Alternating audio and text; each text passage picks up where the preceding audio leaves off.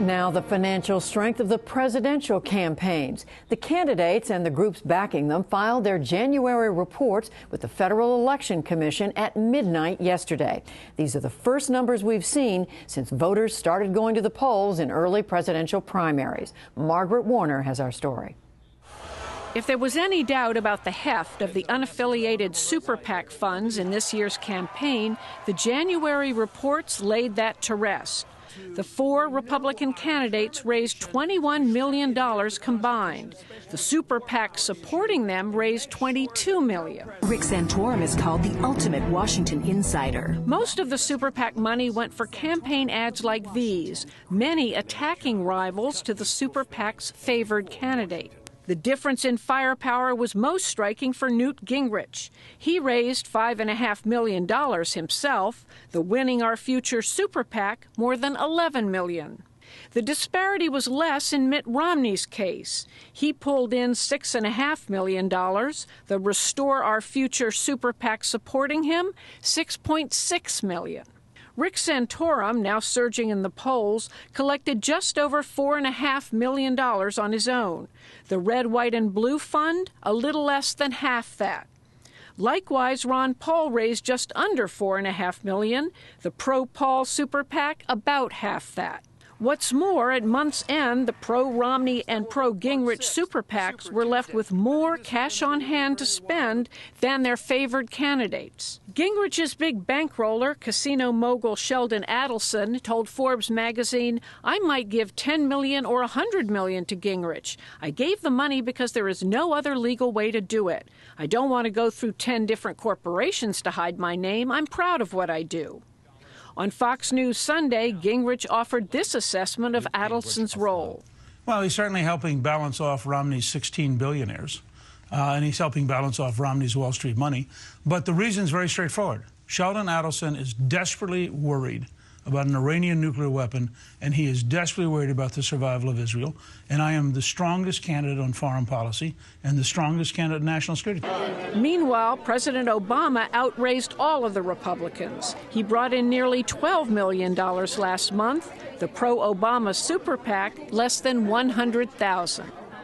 And for a closer look at the fundraising reports and the big spenders who are opening their wallets to support the Republican candidates, we're joined by John Dunbar, managing editor of the Center for Public Integrity's iWatch News. And John, welcome back to the program. Thank you. So first of all, remind us, how did we get to this point at which the super PACs, supposedly not affiliated with the candidates, have in 1 month raised more than the candidates total? Well, I believe someone is seeing the value of that. I think it's directly related to the fact that you can give as much money to a super PAC as you want, whereas the candidate, you're limited to $2,500 for the primary. And so this is what was enabled by the so-called Citizens United Supreme Court case. Right. Citizens United and a lesser-known decision after that called Speech Now created these super PACs. And what they are is political organizations that can accept unlimited donations from billionaires, corporations, labor unions, and use that money to try to defeat or support. Right now it's mostly attack a candidate in an election. So let's start with Gingrich, who at least the balance is the most off. Twice as much raised by the super PAC as he raised himself. We just saw Sheldon Adelson. Is he the big fundraiser, or are there other big billionaires or millionaires? And what have they themselves said about why they're giving this much? Well, Adelson is far and away the biggest, 80% plus. Most of, 10 out of the 11 million that was raised came from Sheldon Adelson. He's got a long history with Newt Gingrich. They go back a long way, and they both have shared views on Israel. He's a very sort of staunch Israel supporter of Israel, and I think that's where they see eye to eye. And then Santorum, now his super PAC, or I shouldn't call it his, the one supporting him in 2011, I think it only raised $700,000, suddenly $2 million. Who are his big givers, or the super PAC's big givers? Well, what's interesting and disturbing to a lot of people is there are not a lot of them. In Santorum's case, there were two. There's a guy named Foster Friess, who's a former mutual fund manager who's made a lot of media lately for some off-color jokes. And then there's somebody who came out of nowhere who's an oil executive from Louisiana, from Lake Charles, Louisiana, named William Doré, I believe is his name. And between the two of them, that's the vast majority of the money that's gone into that super PAC. And have either of them said anything publicly about why?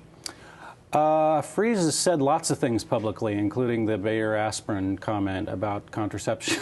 And since then, he's been a little bit lower profile. He thinks that Santorum has a better shot against Romney. He's said he's got better blue-collar credentials. I think they see more eye to eye on religious. They're similar. Santorum's a very devout Catholic, and Freeze is a born-again Christian. They sort of speak similar All right, now on to Romney. Romney's super PAC raised something like $30 million last year, and just $6 million, and $6 million last month. That's a lot of money. How many big givers does he have, or does that super PAC have? Well, he's had something like a dozen or so donors of seven-figure donors.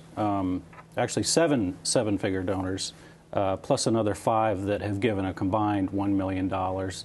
He has a lot more donors, and he's raised a lot more money. He's and what sorts of people are they?